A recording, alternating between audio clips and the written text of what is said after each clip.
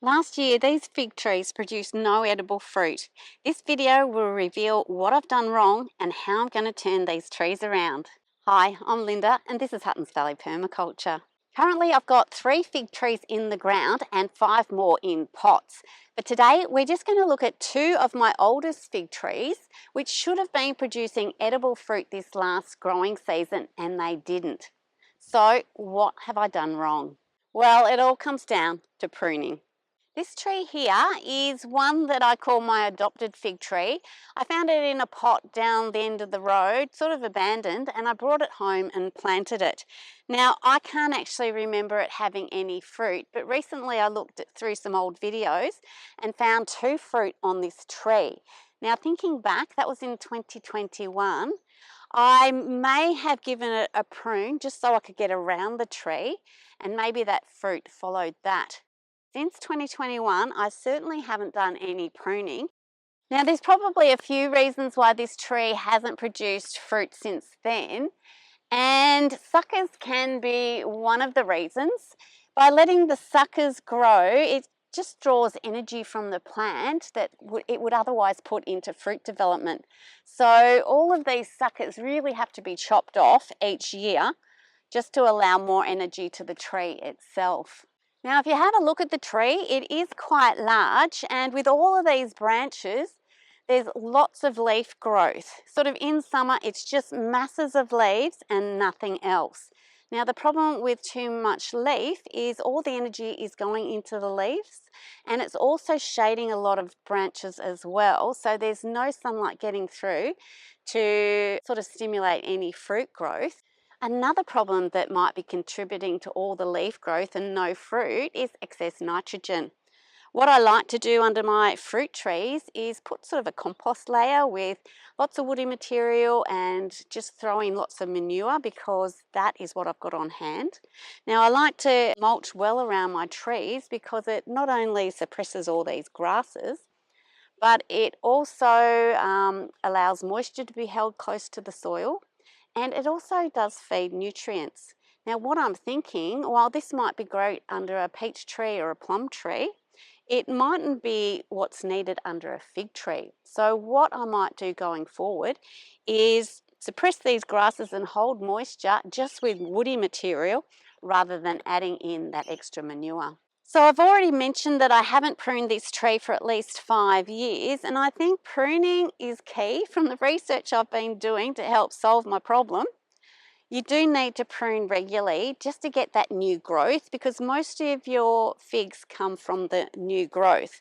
Now, all of this is old growth, so not much fruit would come from it, and with this tree, nothing comes from it.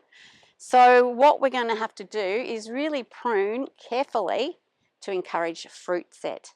Now, this is my heartleaf fig tree, and it's been in the ground much the same length of time as my other tree, which is about 6 or 7 years. And I have had really delicious fruit off this tree, but last season I got nothing. You can see that there's tiny little fruit here that never got bigger than that and never ripened. So what I think happened back in spring, or other than not pruning, back in spring, just as the leaves were coming out and the fruit was starting to form, we got a hard frost, and it really knocked this tree back. You can see there's lots of dead branches, and that's a result of that frost. And that fruit also died off. Now, it took a while for this tree to recover, and it never really seemed to.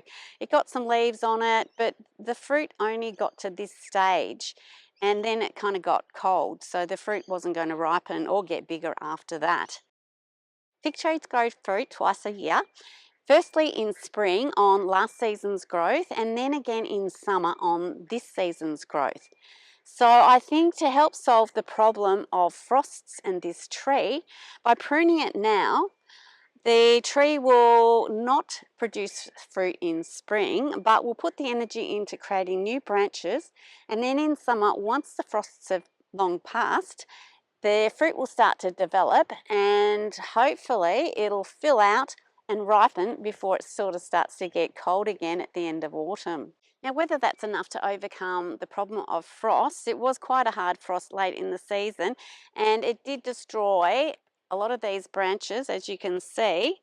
So it might still get those new growth, but I'm hoping that the growth of those branches will be delayed until the frosts kind of disappear. By giving this a decent prune now does reduce the chance of getting any fruit in spring, and I really haven't seen fruit in spring before, so I'm not too worried about that. Most of the growth, as I've said, does come on that new season's branches, so that's the fruit that we're going for.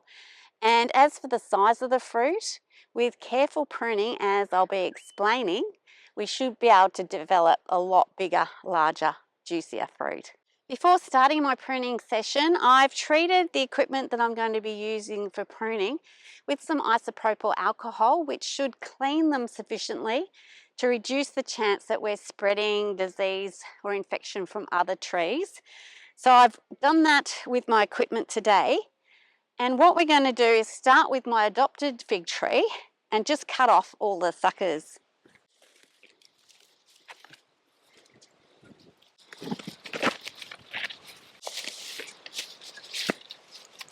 So we've got all of those suckers out.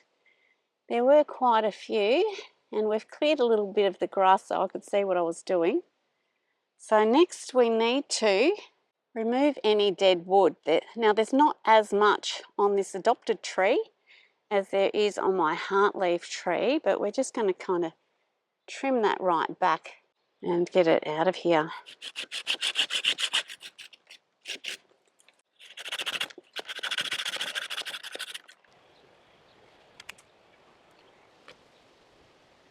The dead wood can be a source of infection or disease, so that's why we like to get rid of that.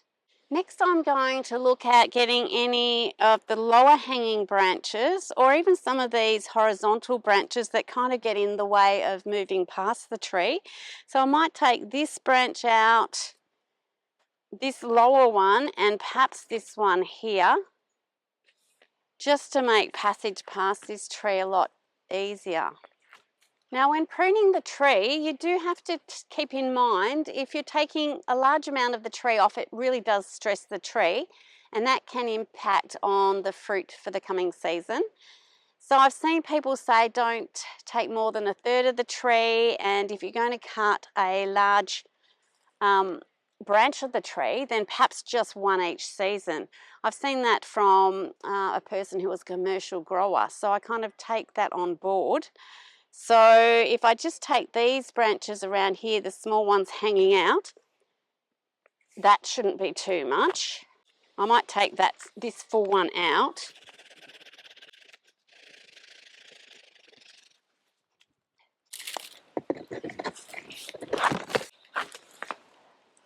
Branches you also need to take out are branches like this one, which kind of overlaps other branches. They will just continue to rub, resulting in damage to both of these, and that's just a site that you could get disease. And you can see there's another one overlapping here, but this branch too is also going into the centre of the tree. What we will need to do is take out perhaps this big branch here, and that will open up the whole centre of the tree. Once we can stimulate fruit set on the tree, the thing to think about is down the track with the fruit growing bigger and also ripening. Now, it will only ripen if sunlight gets to it. So sunlight will stimulate the size of the fruit and also the ripening time. So what we do by taking out the middle of the tree, it opens up everything else to the sunlight, and it also opens it up to ventilation. Improved ventilation reduces the chance of disease and infection, like fungal diseases and things, taking a hold in your tree, and just results in a healthier tree. So the branch I'm going to take out now is this big centre branch, which will really open up the middle of this tree.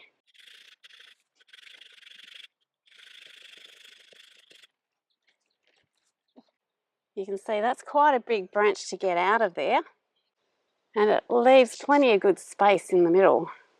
Now, if we have a look in the centre of the tree, we've got this other branch that's also up in the middle. I would like to take this down, but I'm not going to do that until next year because I don't want to overly stress the tree. I might just prune these branches down a bit, but for the moment that branch is going to stay. There's also a problem that it is rubbing down below, so yeah, we'll deal with that problem with next year's pruning. So there's just a few little branches sort of in the centre of the tree that I'm going to trim out.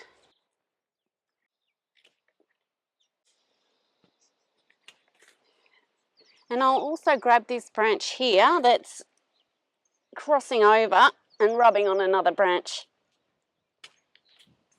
So that centre is looking pretty good. With all of that growth removed, there'll be plenty of light getting in the centre of this tree and plenty of ventilation.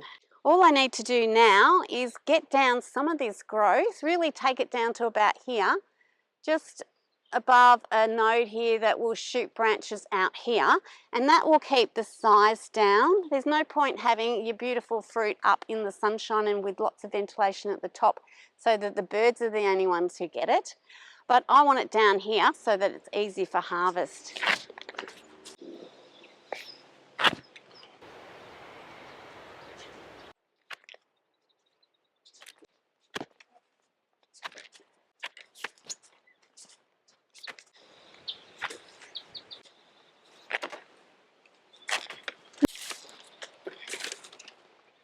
Well, that's my adopted fig tree done. Hopefully I haven't taken out more than a third, although I suspect it might be a little bit more. But the biggest portion was in that one big branch, so I've only taken one large branch. Most of the bulk of the tree is in those smaller branches, so I don't think it's going to matter at all.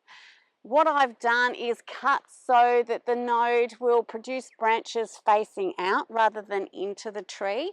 Again, just to make sure we get as much sunlight in to hopefully the growing fruit during the season.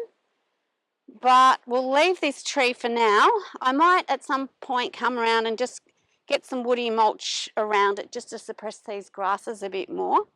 But we'll do that another day. Now we can get on to pruning my heartleaf fig tree. Something I didn't mention earlier is it's best to prune your fig trees when they're dormant. And they don't have these little growing tips. Now my trees aren't quite dormant, but I just kind of feel the need to get this done now. I'm not sure if it's going to turn colder. We have had some cold weather and they've certainly lost most of their leaves. So I'm kind of feeling happy to get it done right now. This tree doesn't have any suckers to worry about, and there's so many dead branches that I'm just going to trim them off at the end once we've kind of taken out a lot of this growth. What you'll notice with this tree is the centre isn't too bad except up high. Now what I've found when harvesting fruit is that these branches are hard to get to because when the tree's in full leaf and fruit, you can't kind of reach to that without damaging all of this. So what I might start by doing is just take that centre piece out and bring the height down so that you can kind of walk right around the tree and hopefully harvest all this beautiful fruit that's going to come in autumn a lot easier. So I might actually be fairly brutal and just take that branch out right there and take all of that out of here.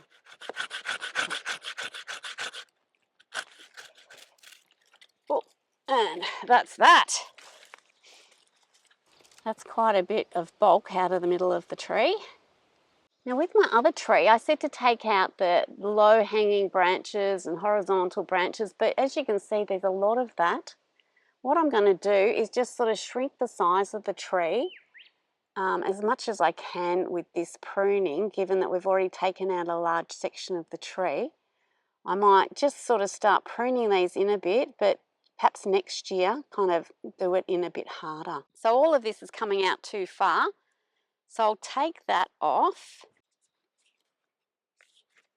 And that's dead, so we'll get rid of that and that. And I might just take this out here. I might Might leave that one there. This is in the middle, so we'll take that out completely, and the other dead branches. Now this branch here will be blocking the light of this one, and it's kind of in the centre, so we might take this whole piece out and get rid of the dead stuff. Get rid of the dead fruit. Actually, I might just take it down to here. There's a little node here which should grow up in that space there. So I'll be keeping an eye during the growing season to see how that goes. I've just been learning from watching YouTube videos, so nothing of an expert. If I was an expert, I would have been doing this years ago. Now, we might take this one right back to here. There's like a little node there, so hopefully it'll just grow back there. Not sure what to do here. There's not really much in the way of a node through here. I might just chop it off down here, chop here and chop here, and hopefully it will just kind of sprout out from that point. Keeping in mind I don't want to remove too much of the tree, I'll just kind of trim these up, maybe to there. Take out the dead wood and maybe reduce the height of this one. It's hard to know where sometimes. You do it here. Take that out and take that out. I finished my pruning job with my heartleaf tree, so it's really open in the centre there now, and the size has reduced quite a lot. I mean, the width hasn't, and over subsequent years I'll try and shrink the tree in a little bit to kind of bush it up so it's easily managed. And the same with my adopted fig tree. It's still quite tall, but I didn't want to risk taking too much this first year when I've been pruning. Which will stress it out. So I'll focus on getting that size down over subsequent pruning seasons. But hopefully I've given these trees a chance to kind of thrive again. So my pruning mistake was just a lack of pruning. The trees need to be opened up so that sunlight gets in and the ventilation, and it will increase the fruit size and quicken up the ripening as well to make sure it does ripen before the cool sets in. And I'll just actually leave the mulch around this tree. This has got lots of woody mulch. I was going to do this a month ago, but I didn't, and I'm glad I didn't because I'll hold off on the manure for these trees given that they don't need so much of the nitrogen. So I think the woody mulch for these trees will suffice. Now, something that I will be doing is making the most of these cuttings from my heartleaf fig tree. I've grown 5 trees, well 6 trees, I gave one to my neighbour, from cuttings that I just put into water, got the roots going and then potted up. But I've recently seen a video where someone just cut that off, shoved it in the ground and left it, and it roots there, and you can dig that up and move that to wherever you want. It's always nice having extra trees to spread around or share with family and friends. So I'll give that a go with some of these.